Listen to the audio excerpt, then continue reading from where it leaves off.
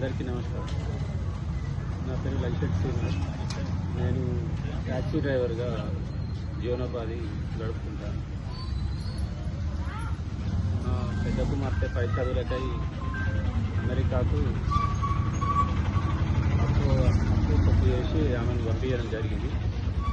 ఆమెకు ప్రమాదవశాత్తు అమెరికాలో మెట్రో స్టేషన్ పై నుండి కింద పడింది. 25 ఫీట్ల హైట్ నుంచి పడింది.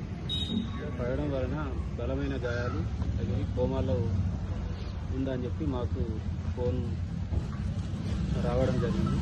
ఆ ఫోన్ రాగానే ఏం చేయాలో తెలియని పరిస్థితిలో ఈ కృష్ణారావు దొర గారిని మరియు ఫ్రెండ్ ఓంకార్ తిరుపతి వీళ్ళని కలిసి మాట్లాడడం జరిగింది. అడిగిన తర్వాత లోకల్ కార్పొరేటర్ గారు కుమారస్వామిని సంప్రదించి ఆయన ద్వారా మేయర్ గారి దగ్గరికి వెళ్ళి మేయర్ గారు వీళ్ళు కలిసి మాట్లాడి లోకల్ ఎమ్మెల్యే ప్రేమసారావు గారి దగ్గరికి తీసుకెళ్ళడం జరిగింది.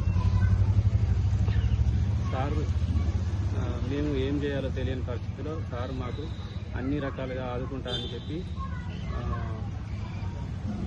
వీసా మా దగ్గర పాస్పోర్ట్ వీసా కూడా లేని పరిస్థితుల్లో సార్ మాకు అండగా ఉండి పాస్పోర్ట్ ఇప్పించడం జరిగింది.